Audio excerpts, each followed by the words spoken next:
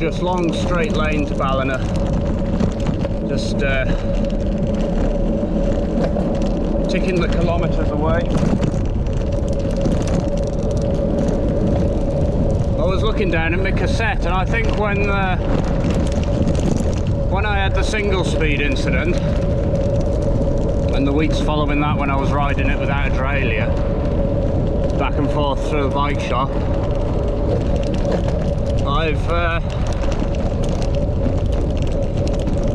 I've bent some of the sprockets in the centre, which is why the gears are a bit clunky. So I think when I get back, I'll investigate it. So remember, I took it apart to clean it, and I thought the sprockets are a bit loose, you know, where they're all pinned together. So it's okay. It's got me nearly halfway around Ireland now, so should do the other half okay. And then I'll have to buy a new one probably. That'll be the Wombat's third cassette. And if anyone doesn't know, the Wombat is the nickname that was given to the bicycle after the animal in Australia.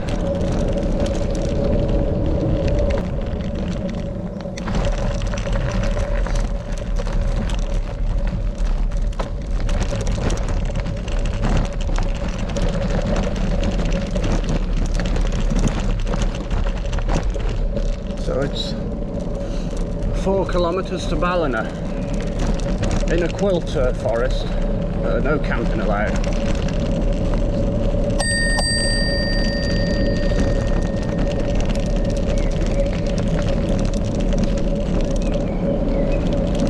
So, but yeah, it's a nice surprise. Easy way into town, and I saw a few. Another cycle lane after Killala. So where the infrastructure does exist like this is really good. So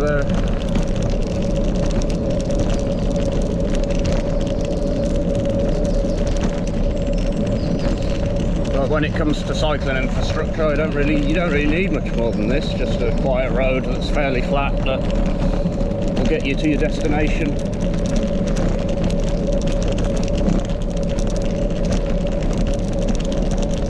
It is a shame that you can't ride on the forest tracks in Ireland. You can in the north, because that's under the Forestry Commission, and they're owned by the British government. Whereas Quilter, the ownership's different. Stephen J. Reed did it on his YouTube channel. He explained it. But oh, it's beautiful.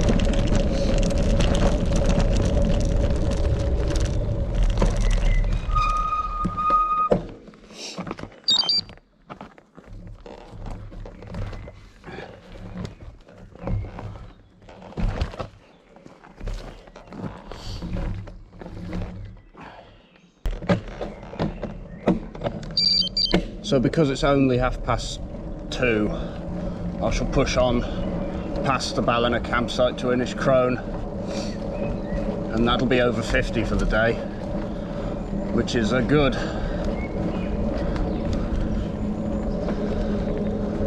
total considering how much yesterday was.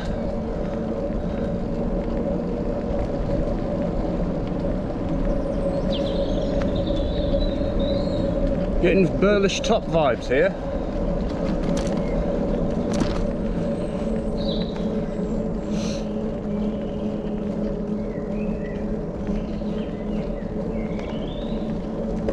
The graves in the forest.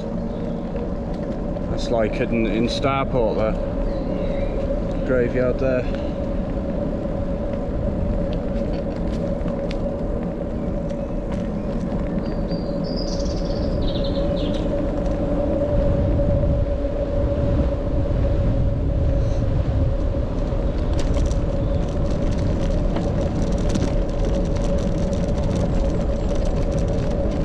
see the road I shall be taking back out.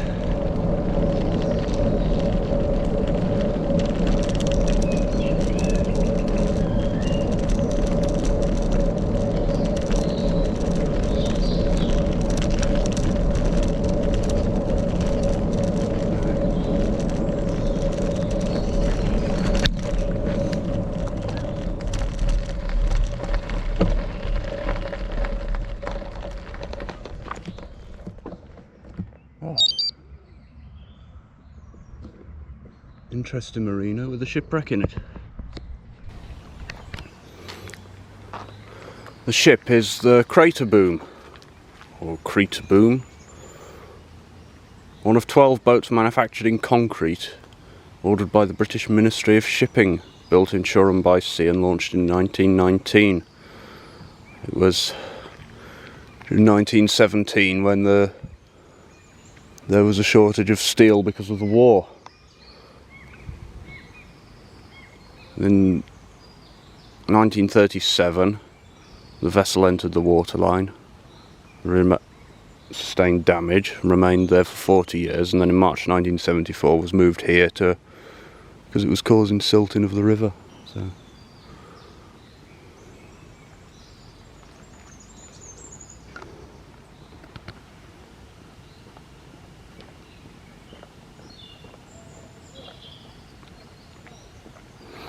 And in that picture it's the third ship from the left.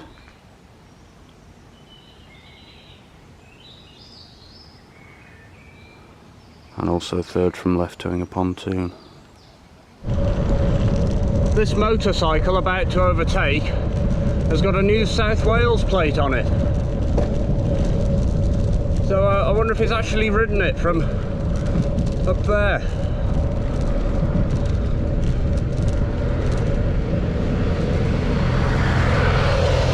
There he goes. Got the Australia plate on it.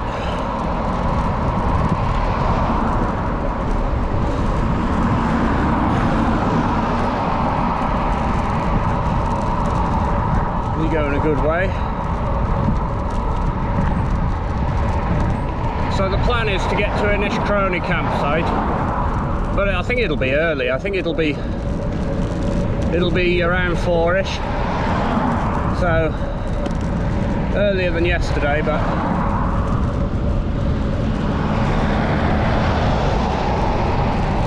I'll see how far it is along to Sligo. If it's only another hour I'll get there, but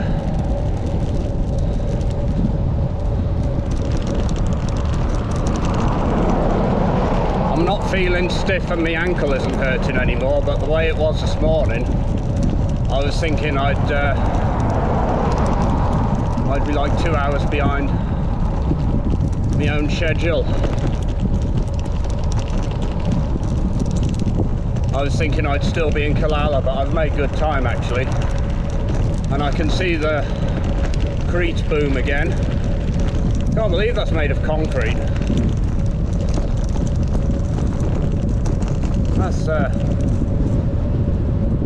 such a weird material to make a ship out of. Maybe it works, I don't know, I'm not an engineer.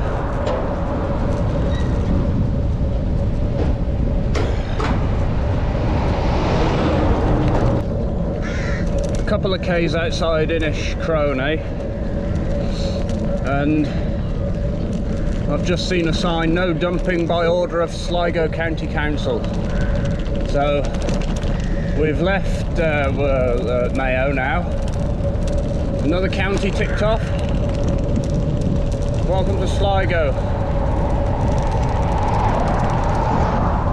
Greeted with lovely views over Killala Bay and the Bartra Island. Can't quite see the village though.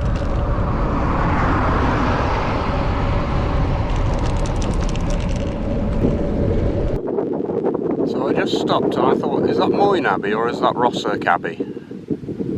I can't actually tell from here.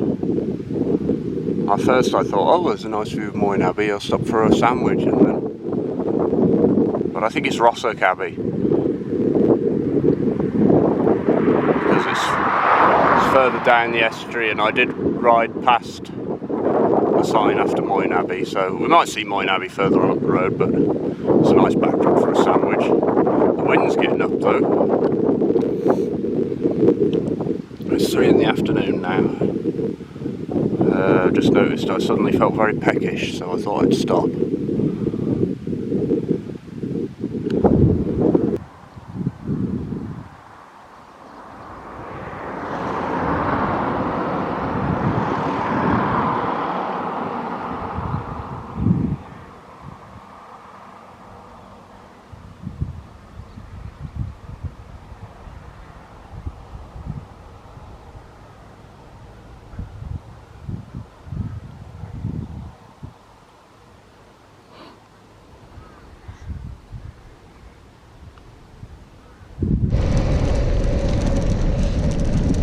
There goes the Australian guy again. He overtook me and then he stopped to do something, and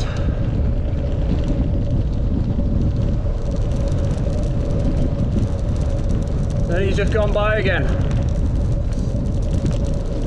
I wonder if he's going to the same site as me, because it's 4 o'clock now, so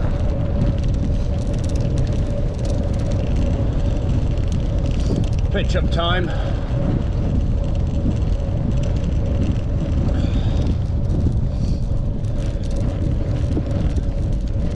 Nice afternoon, the sun's gone in, but it's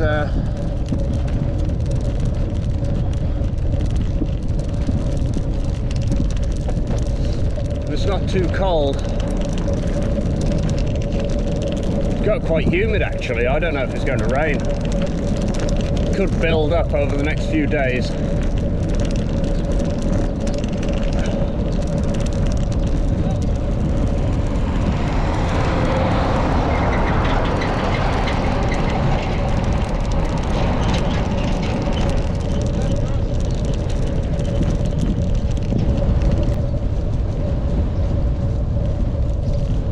Just passing by the local church, and the flag is at full mast because there's a new pope as of yesterday evening, an American.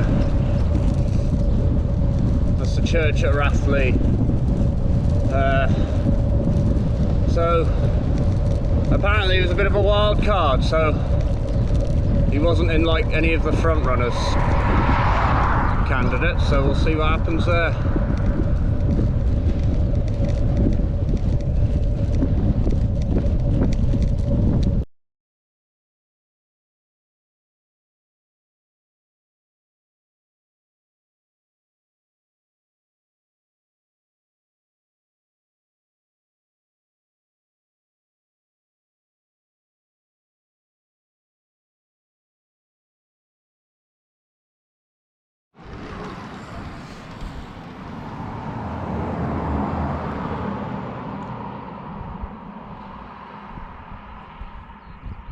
Two road is out, that's Easky village ahead. Just looking for the campsite.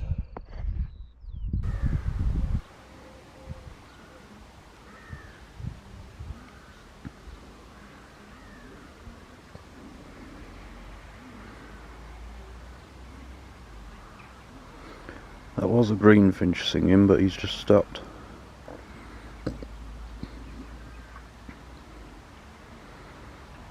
So I'll have to imagine what that sounded like rather than actually listen to it, because it was quite nice. Pardon me, I've just had a lot of food. Trying to replenish the reserves.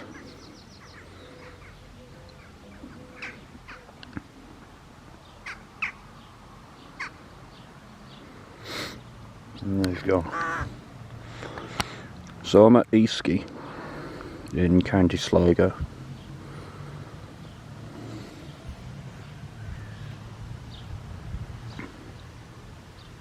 That's the toilet block and two other campers.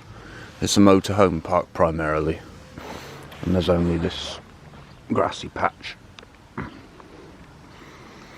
It's a mother and daughter from Northern Ireland. I'll show you what I've eaten. Those 2 tuna slices, the rest of the packet of Edam, a whole packet of Gelano Black Forest ham, this 200-gram slab of chocolate, and a Mars bar, and the other wrappers are from the day. So I've got to wash the spoon up. Good day today. I think it was 66 in total. Nothing to lock the bike to, so it's there. I just lock the wheel when there's nothing to lock it to, because it still looks suspicious carrying a locked bike down the street, I thought.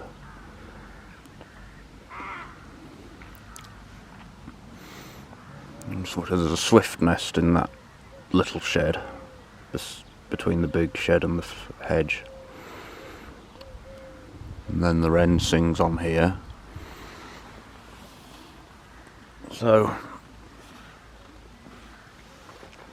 because it's 10 to 8 now, so I'll say no night. Cheerio.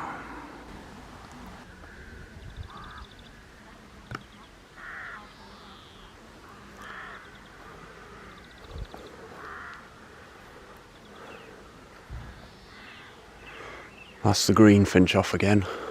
He's over in that tree somewhere.